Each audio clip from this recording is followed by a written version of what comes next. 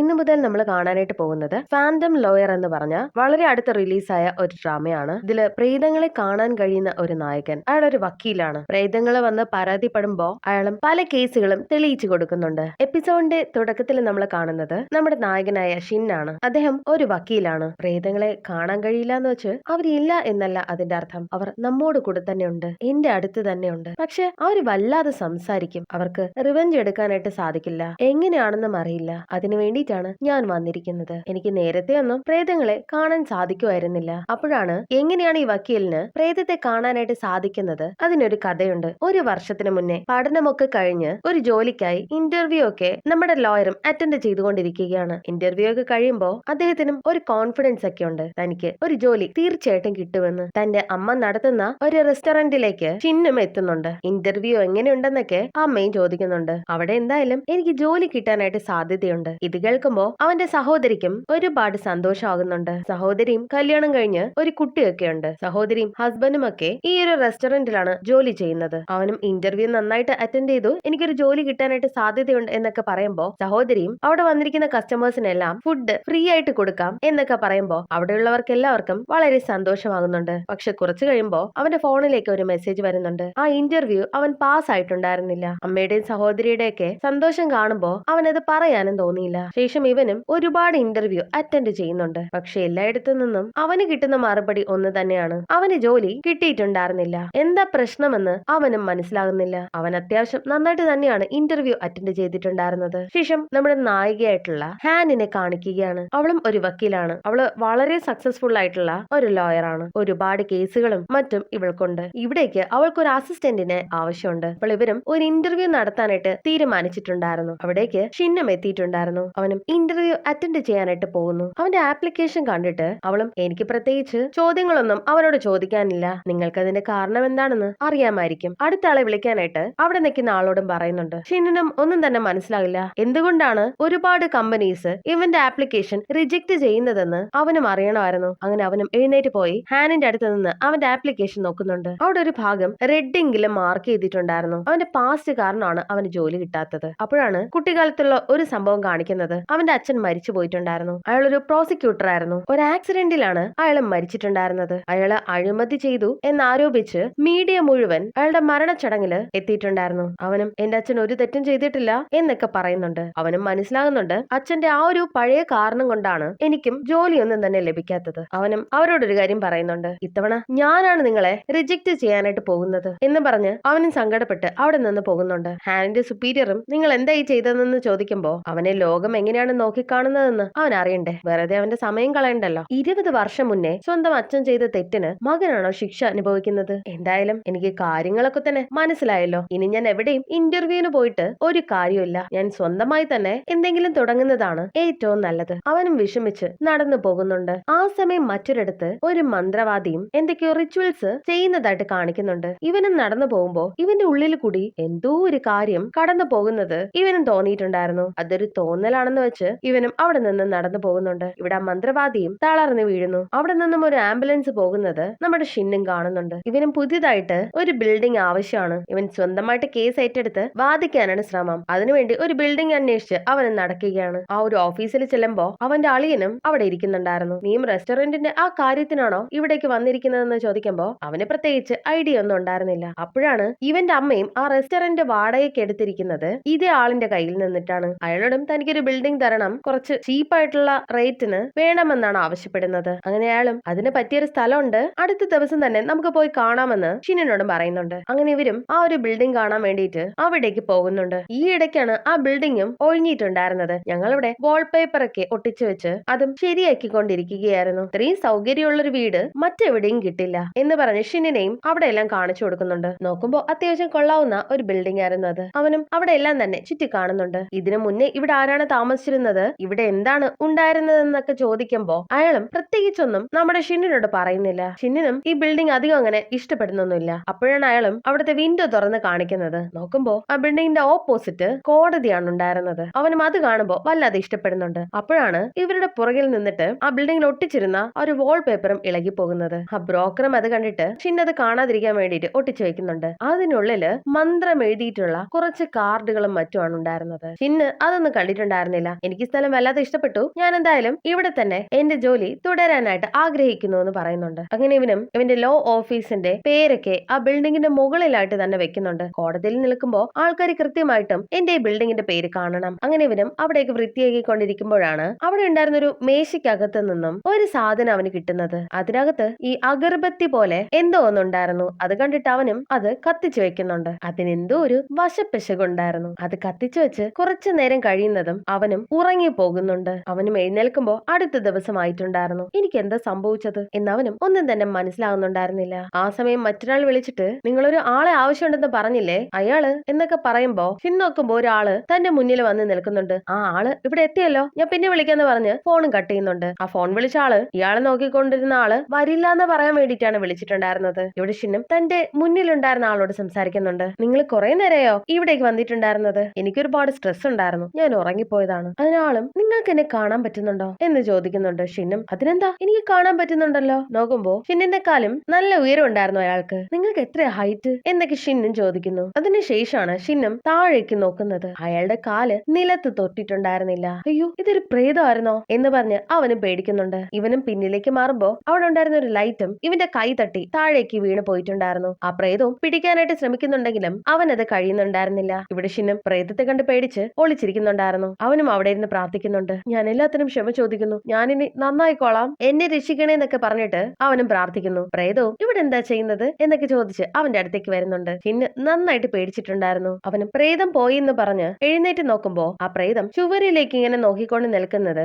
അവനും കാണുന്നുണ്ട്. അപ്പോഴാണ് അവിടെ ഉണ്ടായിരുന്ന ആ ഒരു മന്ത്രം എഴുതിയിട്ടുണ്ടായിരുന്ന കാർഡ് അവിടെ ഉണ്ടായിരിക്കുന്ന കാര്യം ഷിന്നും ശ്രദ്ധിക്കുന്നത്. അവനും അവിടെ ഉണ്ടായിരുന്ന വാൾപേപ്പർ എല്ലാം മാറ്റി നോക്കുന്നുണ്ട്. ആ ബ്രോക്കറും അവിടെ എത്തിയിട്ടുണ്ടായിരുന്നു. ഷിന്നും പ്രേതത്തെ കണ്ട കാര്യമൊക്കെ അയാളോട് പറയാനായിട്ട് ശ്രമിക്കുന്നുണ്ടെങ്കിലും അയാളും പ്രേതമൊന്നുമില്ല, അതൊക്കെ ഷിന്നിന്റെ തോന്നലാണെന്ന് അയാളോട് പറയുന്നുണ്ട്. അതിന് ഷിന്നും ആ മന്ത്രവാദി ഒരു പ്രേതത്തെ ഇവിടെ വിളിച്ചു വരുത്തിയിട്ടുണ്ടായിരിക്കും, അതായിരിക്കും ഇവിടെ കിടന്ന് കറങ്ങുന്നത്. അതിന് ബ്രോക്കറും മന്ത്രവാദിയോ, അങ്ങനെ ആരും ഇല്ലല്ലോ എന്ന് പറയുമ്പോ ഷിന്നും ഗൂഗിൾ മാപ്പ് എടുത്തിട്ട് ഈ സ്ഥലത്തെ പറ്റി അയാൾക്ക് കാണിച്ചു കൊടുക്കുന്നുണ്ട്. ഇവിടെ ഇതിനു മുന്നേ ഒരു മന്ത്രവാദിയായിരുന്നു താമസിച്ചിട്ടുണ്ടായിരുന്നത്. നമ്മൾ നേരത്തെ ഒരു മന്ത്രവാദി കുഴഞ്ഞു വീഴുന്നത് കണ്ടിട്ടുണ്ടായിരുന്നില്ലേ, അതിവിടെയാണ്. അയാൾ താമസം മാറി പോയിട്ടുണ്ടായിരുന്നു. അവിടേക്കാണ് ഷിൻ എത്തപ്പെട്ടത്. ഇതൊക്കെ തെറ്റാണ്, നിങ്ങള് എല്ലാ കാര്യങ്ങളും മറച്ചു വെച്ച് എങ്ങനെ ചെയ്യാൻ പാടില്ലായിരുന്നു എന്നൊക്കെ പറഞ്ഞ് ഒരുപാട് നിയമമൊക്കെ ബ്രോക്കറിന്റെ അടുത്ത് പറയുന്നുണ്ട്. ആ സമയം ആ പ്രേതവും അവിടേക്ക് എത്തുന്നുണ്ട്. ദേ, നിങ്ങളുടെ അടുത്ത് ആ പ്രേതം വന്ന് നിൽക്കുന്നുണ്ട്, നിങ്ങളിത് കാണുന്നില്ലേ? അയാൾക്ക് ഒന്നും തന്നെ കാണാനായിട്ട് സാധിക്കുന്നില്ല. നിങ്ങളൊരു നല്ല നടനാണ് എന്നൊക്കെ പറഞ്ഞ് ബ്രോക്കറും ഷിന്നിനോട് പറയുന്നുണ്ട്. ഞാൻ നിന്റെ അമ്മയോട് സംസാരിക്കാം, ഇവിടെ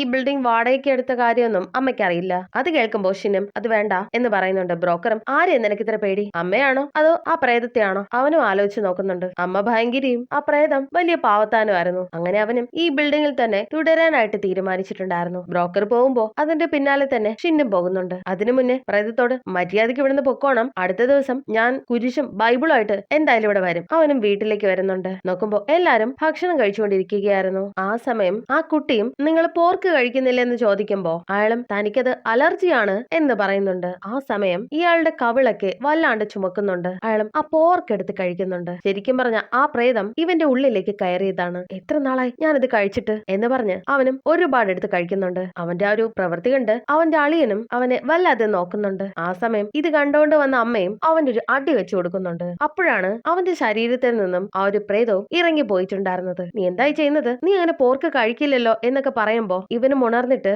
അത് ഓമിറ്റ് ചെയ്യുന്നുണ്ട്. ഇവനും രാത്രി കിടന്നുറങ്ങുന്ന സമയം ആ പ്രേതവും ഇവന്റെ അടുത്ത് വന്നിരുന്ന ബൈബിൾ വായിക്കുന്നുണ്ട്. നിങ്ങൾക്ക് ശരിക്കും എന്റെ അടുത്ത് നിന്നും എന്താ വേണ്ടത്? അതിന് പ്രേതവും ഞാൻ ആരാണെന്ന് എനിക്കറിയില്ല, നിങ്ങളൊരു ലോയർ അല്ലേ, എന്നെ പറ്റി എന്തെങ്കിലുമൊക്കെ കണ്ടുപിടിച്ച് തരാമോ എന്ന് ചോദിക്കുന്നുണ്ട്. അതിനവനും ഞാൻ എന്താ ചെയ്യേണ്ടത്, അടുത്ത മാസത്തെ വാടക കൊടുക്കാൻ പോലും എന്റെ കയ്യിൽ പണമില്ല, അമ്മ ഇതറിഞ്ഞ എന്നെ കൊന്നുകളയും, എനിക്ക് കുറച്ച് പണം കൊണ്ടുതാ, അല്ലെങ്കിൽ ലോട്ടറി നമ്പർ പറഞ്ഞു തന്നാലും മതി. അതിന് പ്രേതവും എനിക്ക് അതിനുള്ള കഴിവൊന്നുമില്ല, പിന്നെ നിങ്ങൾക്ക് എന്താ പറ്റുക, വെറുതെ എന്നെ പേടിപ്പിക്കാൻ മാത്രമേ നിങ്ങൾക്ക് പറ്റുള്ളൂ എന്ന് പറഞ്ഞ് പ്രേതത്തെ വഴക്കു പറയുന്നുണ്ട്. അവനും ഉറക്കമൊന്നും കിട്ടാതെ ഇക്കാര്യങ്ങളെല്ലാം തന്നെ പള്ളിയിലെ അച്ഛനോട് വന്ന് പറയുന്നുണ്ട്. ഞാനൊരു അഗർബത്തി കത്തിച്ചതായിട്ടാണ് എന്റെ ഓർമ്മ, അതിനുശേഷമാണ് എനിക്ക് ആ പ്രേതത്തെ കാണാനായിട്ട് സാധിക്കുന്നത്. അയാൾ ബൈബിൾ വായിക്കും, അവൻ എല്ലാ കാര്യങ്ങളും ചെയ്യാനായിട്ട് പറ്റും, അതേതോ കൂടിയ പ്രേതമാ. അത് കേട്ടിട്ട് ഫാദറും അയാൾക്ക് ഇഷ്ടപ്പെട്ട ഫുഡും കാര്യങ്ങളൊക്കെ കാണുന്ന സമയമാണ് നിന്റെ ശരീരം ആ പ്രേതം ഉപയോഗിക്കുന്നത്. അത് മാത്രല്ല, അയാൾക്ക് ഇഷ്ടപ്പെടാത്ത ആരെങ്കിലും കാണുകയാണെങ്കിലോ അയാൾക്ക് റിവഞ്ച് ചെയ്യണമെന്ന് തോന്നുന്നുണ്ടെങ്കിലോ നിന്റെ ശരീരത്തിലേക്ക് അവൻ പ്രവേശിക്കും. അങ്ങനെ ചെയ്തു കഴിഞ്ഞാൽ നീ എന്താണ് അടുത്ത് ചെയ്യുന്നതെന്ന് ഒന്നും പറയാനായിട്ട് സാധിക്കില്ല. നിനക്കാണെങ്കിൽ അതിനെക്കുറിച്ച് യാതൊന്നും ഓർമ്മയുണ്ടാവില്ല. അങ്ങനെ ഫാദറും ഇവനെയും കൂട്ടി ആ ബിൽഡിംഗിലേക്ക് പോകുന്നുണ്ട്. ഫാദർ അത് കണ്ടിട്ട് കണ്ടിട്ട് പ്രേതങ്ങളെ വിളിച്ചു വരുത്താനുള്ള മന്ത്രമാണ് അവിടെ എഴുതിയിട്ടുണ്ടായിരുന്നത്. അതിനവനും അപ്പോഴീ മന്ത്രങ്ങൾ എഴുതിയ കാർഡ് കത്തിച്ചു കഴിഞ്ഞാൽ ഈ പ്രേതങ്ങൾ പോവില്ലേ എന്ന് ചോദിക്കുമ്പോ ഫാദറും പോകുമെന്ന് പറയുന്നുണ്ട്. മന്ത്രം കത്തിച്ചു കളയുന്ന കാര്യം പറയുമ്പോ പ്രേതം വേണ്ടെന്ന് പറയുന്നുണ്ട്. ഷിന്നും പ്രേതത്തോട് സംസാരിക്കുന്നുണ്ട്. ഫാദർ ഇത് കണ്ടിട്ട് ആള് നിന്നോട് സംസാരിക്കുന്നുണ്ടോ? അവനും വേണ്ടെന്നാണ് പറയുന്നത്. അങ്ങനെയാണെങ്കിൽ ഒരു കാര്യം ചെയ്യുക, അവനെ കുറിച്ച് എന്തെങ്കിലുമൊക്കെ കണ്ടുപിടിക്കാനായിട്ട് ശ്രമിക്കുക. പ്രേതവും അത് തന്നെയാണ് ആഗ്രഹിക്കുന്നത്. അത് ഞാൻ എങ്ങനെയാ ശ്രമിക്കുന്നത്? അതിന് ഫാദറും അവന്റെ പേരോ ജനന തീയതിയോ ഒക്കെ കിട്ടിക്കഴിഞ്ഞു കഴിഞ്ഞാൽ ചിലപ്പോ പ്രേതത്തിന് പല കാര്യങ്ങളും ഓർമ്മ വന്നേക്കും. ഞാനൊരിക്കൽ ഒരു മന്ത്രവാദി ആയിരുന്നു, പിന്നീടാണ് ഞാൻ ഈ മാർഗത്തിലേക്ക് വന്നത്. അതുകൊണ്ടാണ് ഇക്കാര്യങ്ങളൊക്കെ എനിക്കറിയാവുന്നത്. അവനെ കുറിച്ച് കണ്ടുപിടിക്കാനായിട്ട് അത്ര പാടുണ്ടായിരിക്കില്ല. കാരണം ആ മന്ത്രവാദിയെ കാണാനായിട്ട് ആരൊക്കെയാണ് ഇവിടെ വന്നിരിക്കുന്നത് എന്ന് അറിഞ്ഞു കഴിഞ്ഞാൽ ചിലപ്പോ നിനക്ക് ആളുടെ ഡീറ്റെയിൽസ് കിട്ടാനായിട്ട് സാധിക്കും. ഈ ഹാളില് ഒരു CCTV ഉണ്ടായിരുന്നല്ലോ, അത് ചെക്ക് ചെയ്താ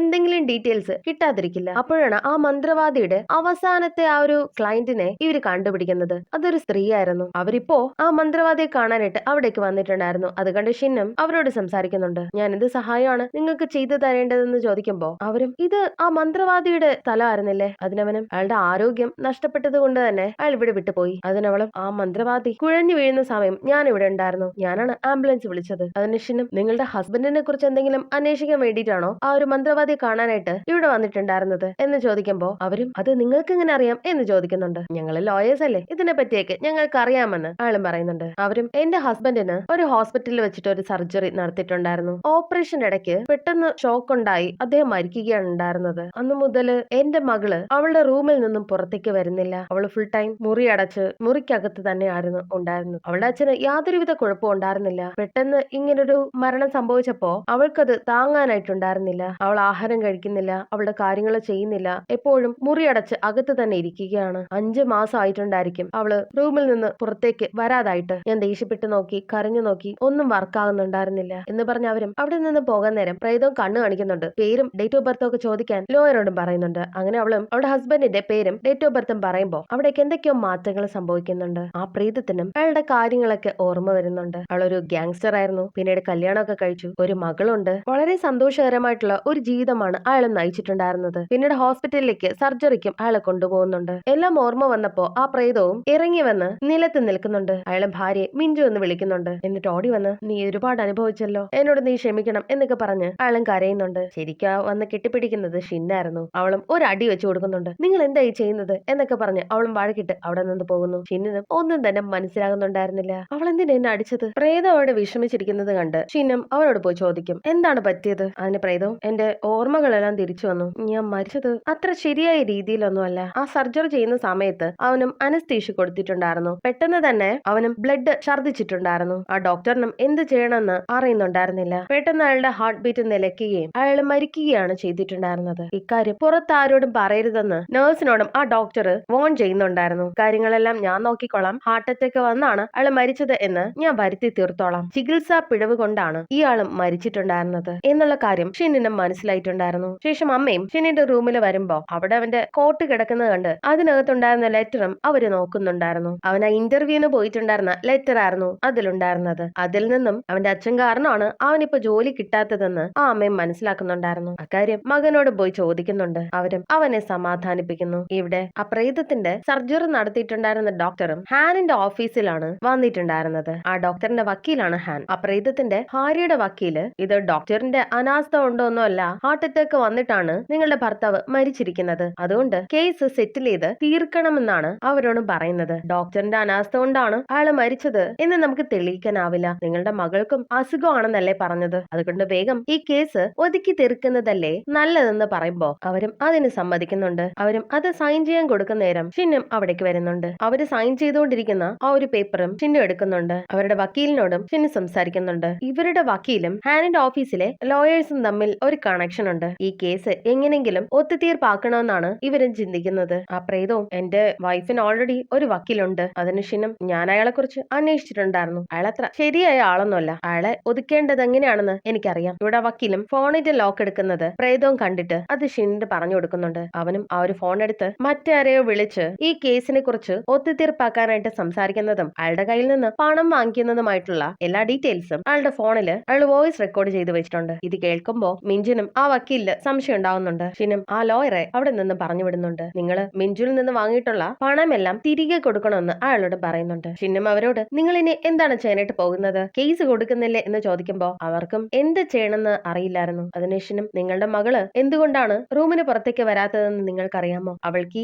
എല്ലാ കാര്യങ്ങളോടും ദേഷ്യമായിരിക്കണം. ചെറിയൊരു സർജറിയാണ് അച്ഛനുണ്ടായിരുന്നത്, അതില് ആളുടെ ജീവൻ അയാൾക്ക് നഷ്ടമായി. ആ പ്രശ്നത്തിനായിരിക്കാം അവൾ അങ്ങനെ ചെയ്യുന്നത്. എനിക്കതിനെ കുറിച്ച് നന്നായിട്ട് അറിയാം. എന്റെ അച്ഛനും ഒരു ആക്സിഡന്റിലാണ് മരിച്ചിട്ടുണ്ടായിരുന്നത്. അങ്ങനെ മിഞ്ചുവും അവരുടെ മകളെ വിളിക്കുന്നുണ്ട്. അച്ഛന് സംഭവിച്ചത് ഒരു ആക്സിഡന്റ് ആയിരുന്നില്ല, ഓപ്പറേഷൻ തിയേറ്ററിൽ ഡോക്ടറിന് സംഭവിച്ച ഒരു കയ്യബദ്ധം. അങ്ങനെയാണ് അദ്ദേഹം മരിച്ചിട്ടുണ്ടായിരുന്നത്. ആ ഡോക്ടറിനെ എന്തായാലും ശിക്ഷിക്കണം. നീ എന്താ വിചാരിക്കുന്നത്? അവളുടെ ഹസ്ബൻഡും അവിടെ ഉണ്ടായിരുന്നു. അവൾക്ക് മകളോട് എന്ത് പറയണമെന്ന് അറിയില്ല. ആ സമയം മകളും പുറത്തേക്ക് വരുന്നുണ്ട്. ആ കേസ് നമ്മള് ജയിക്കണമെന്ന് അവളും പറയുന്നുണ്ട്. അതിന് അവളുടെ അമ്മയും അതിന് സമ്മതിക്കുന്നുണ്ട്. അതിന്റെ മരണത്തിന് ഉത്തരവാദികളായിട്ടുള്ള എല്ലാവരെയും നമുക്ക് ശിക്ഷിക്കണം. മിഞ്ചുവും ഷിനിനെ വിളിച്ചിട്ട് ഞാൻ ഈ കേസ് നിങ്ങൾക്ക് വിട്ടുതരികയാണ്, നമുക്ക് ഇതുമായിട്ട് മുന്നോട്ട് കൊണ്ടുപോകണം. അതിന് ഷിനും നിങ്ങൾക്ക് വേണ്ടുന്നുള്ള എല്ലാ സഹായവും ഞാൻ ചെയ്തു തരാമെന്ന് അവരോട് പറയുന്നുണ്ട്. പ്രേതവും ഷിനിനെ വിളിച്ച് ഹോസ്പിറ്റലിൽ വരുന്നുണ്ട്. ഈ ഓപ്പറേഷൻ തിയേറ്ററിലാണ് എന്നെ അവര് സർജറി ചെയ്തിട്ടുണ്ടായിരുന്നത്. ഏകദേശം 5 പേരോളം ഉണ്ടായിരുന്നു. ഇവനും ആ ഹോസ്പിറ്റലിനകത്ത് അന്വേഷിക്കാൻ വേണ്ടി പോകുമ്പോ അവിടുത്തെ ജീവനക്കാരും ഇവനെ പിടിച്ച് പുറത്താക്കുന്നുണ്ട്.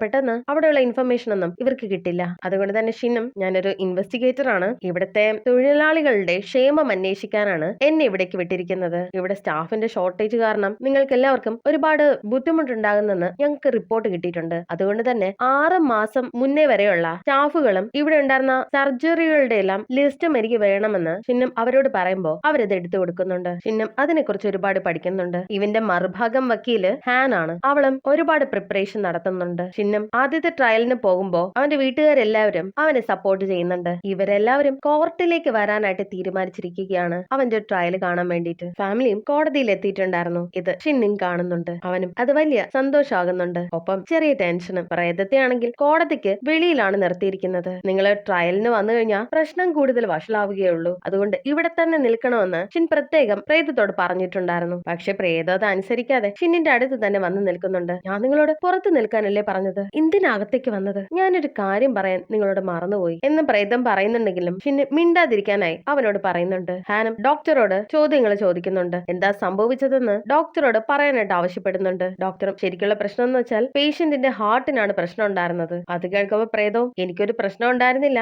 ഇവനാണ് എല്ലാത്തിനും കാരണക്കാരൻ എന്നൊക്കെ വിളിച്ചു പറയുന്നുണ്ട്. ഷിന്നും ഡോക്ടറോട് ചോദ്യങ്ങൾ ചോദിക്കുന്നുണ്ട്. ആ സർജറി ചെയ്ത ദിവസം എത്ര നഴ്സുമാര് അവിടെ ഉണ്ടായിരുന്നു എന്ന് ചോദിക്കുമ്പോൾ അവനും 2 എന്നാണ് പറയുന്നത്. പക്ഷെ പ്രേതം പറയുന്നത് ഓപ്പറേറ്റിംഗ് റൂമിൽ 5 ആൾക്കാരുണ്ടായിരുന്നു, അതിൽ 3 പേര് നഴ്സുമാരായിരുന്നു എന്നാണ്. ഷിന്നിനും അതിന്റെ ഒരു ലിസ്റ്റ് കിട്ടിയിട്ടുണ്ടായിരുന്നു. ആ ലിസ്റ്റ് അവിടെ പ്രദർശിപ്പിക്കുന്നുണ്ട്. അവിടെ ഡ്യൂട്ടിയിൽ അന്ന് 3 നഴ്സുമാരുണ്ടായിരുന്നു. അതിലൊരാൾ ഇപ്പൊ വർക്ക് ചെയ്യുന്നില്ല. ആ നഴ്സ് എവിടെയാണെന്ന് ചോദിക്കുന്നുണ്ട്. ഇതെല്ലാം കണ്ടിട്ടുള്ള മൊത്തം കാര്യങ്ങളും അറിയാവുന്ന ഒരു നഴ്സ് ഉണ്ട്. ഇക്കാര്യങ്ങളൊക്കെ സംഭവിച്ചത് അവർക്കും അറിയാം. നിങ്ങൾ ചെയ്ത കുറ്റം പുറത്തു വരുമെന്ന് കരുതിയിട്ട് നിങ്ങൾ ആ നഴ്സിനെ പിരിച്ചുവിട്ടില്ലേ? ജഡ്ജും ആ വിറ്റ്നസിനെ ഇവിടെ കൊണ്ടുവന്നിട്ടുണ്ടോ എന്ന് ചോദിക്കുമ്പോ ഷിനും ഇവിടെ ഹാജരാക്കിയിട്ടില്ലെന്ന് പറയുന്നുണ്ട്. അതിന് ഹാനും ഇങ്ങനെ ഒരാളെ ഇവിടെ കൊണ്ടുവരേണ്ട ആവശ്യമില്ല എന്നൊക്കെ പറയുന്നുണ്ടെങ്കിലും ജഡ്ജും കൂടുതൽ ഡീറ്റെയിൽസ് തരാനായിട്ട് ഷിനിനോട് പറയുന്നുണ്ട്. ഹാനും ഡോക്ടറോട് ക്വസ്റ്റ്യൻസ് ചോദിക്കുന്നുണ്ട്. ഇങ്ങനെയുള്ള ഇൻസിഡൻസ് ഇതിന് മുന്നേ ഉണ്ടായിട്ടുണ്ടോ എന്ന് ചോദിക്കുമ്പോൾ അയാളും ഇത് വളരെ റെയർ ആയിട്ടുള്ള കാര്യമാണ്. ശരിക്കും കാരണം എന്താന്ന് വെച്ചാൽ ഇദ്ദേഹം ഒരു ഗ്യാങ്സ്റ്റർ ആയിരുന്നു. അതിനുശേഷം അയാൾ ഗ്യാങ്സ്റ്റർ ഒന്നും ആയിരുന്നില്ലല്ലോ, ഒരു ടാക്സി ഡ്രൈവർ ആയിരുന്നില്ലേ? ഇവള് വെറുതെ ഓരോ കാര്യങ്ങള് വിളിച്ചു പറയുകയാണെന്ന് ജഡ്ജിനോടും പറയുമ്പോ ഹാനും കുറെ ഫോട്ടോസ് അവിടെ കാണിക്കുന്നുണ്ട്. അയാളുടെ നെഞ്ചിന്റെ ഭാഗത്തായിട്ട് ഒരു സർജിക്കൽ സ്കാർ ഉണ്ട്. ആ പ്രശ്നങ്ങളൊക്കെ കൊണ്ടായിരിക്കാം കാർഡിയാക് അറസ്റ്റ് ഉണ്ടായിരുന്നത്. പക്ഷെ ഷിന്നിന് അറിയില്ലായിരുന്നു ഇയാൾ ഒരു ഗ്യാങ്സ്റ്റർ ആണെന്നുള്ള കാര്യം. വെറുതെ അയാളുടെ പാസ്റ്റ് ഒക്കെ കൊണ്ടുവന്നിട്ട് ചികിത്സാ പിഴവുമായിട്ട് ബന്ധപ്പെടുത്തി പറയേണ്ട ആവശ്യമൊന്നുമില്ലല്ലോ എന്ന് പറയുമ്പോൾ ഹാനും അയാളെ ഹോസ്പിറ്റലൈസ് ചെയ്ത സമയത്ത് ആ പേഷ്യന്റ് ഒരുപാട് ദേഷ്യപ്പെടുകയും അവിടെയുള്ള ആൾക്കാരെ ശപിക്കുകയൊക്കെ ചെയ്തിട്ടുണ്ടായിരുന്നു. നഴ്സുമാരോടും മറ്റും വളരെ മോശമായി ഒക്കെയാണ് ഇയാൾ സംസാരിച്ചത്. പ്രേതത്തിനും ദേഷ്യം വരുന്നുണ്ട്. ഇതൊന്നും സത്യമല്ല. ആ സമയം പെട്ടെന്ന് ഷിന്നിന്റെ മുഖമാകെ ചുമക്കുന്നുണ്ട്. അവന്റെ ദേഹത്തും ആ ഒരു പ്രേതം കയറിക്കൂടാൻ സാധ്യതയുണ്ടെന്നും മനസ്സിലാക്കി ഷിന്നും അവിടെ നിന്നും ഇറങ്ങി പോകാനായിട്ട് ശ്രമിക്കുന്നു. പക്ഷെ അതിനു മുന്നേ തന്നെ ആ പ്രേതം അവനെ കീഴടക്കിയിട്ടുണ്ടായിരുന്നു. നിങ്ങൾ എന്തൊക്കെയാ സംസാരിക്കുന്നത്? എല്ലാം പച്ച കള്ളമാണ് പറയുന്നത്. ഇവന്റെ വീട്ടുകാരും ഇവനെ കണ്ടിട്ട് ഇവൻ എന്ത് പറ്റിയെന്ന് ആലോചിക്കുന്നുണ്ട്. ഇവന്റെ കവളാകെ ചുമന്നിട്ടുണ്ട്. ആ ഡോക്ടറിനെ ഇവൻ ഒരുപാട് ശപിക്കുന്നുണ്ട് എന്ന് പറഞ്ഞ് ഡോക്ടറിനെ അറ്റാക്ക് ചെയ്യാനായിട്ട് വരുന്ന സമയം ഹാനും ഇവനെ ചവിട്ടി വീഴ്ത്തിയിട്ടുണ്ടായിരുന്നു. ഷിന്നും നിലത്തേക്ക് വീഴുന്നു. അപ്പോഴാണ് അവനും ബോധം വരുന്നത്. എല്ലാവരും അവന്റെ പ്രവൃത്തി കണ്ട് അതിശയിക്കുന്നുണ്ട്. ചിഹ്നം അത് വലിയ നാണക്കേടായിട്ടുണ്ടായിരുന്നു. ഇവിടെ വെച്ച് എപ്പിസോഡ് അവസാനിക്കുന്നു.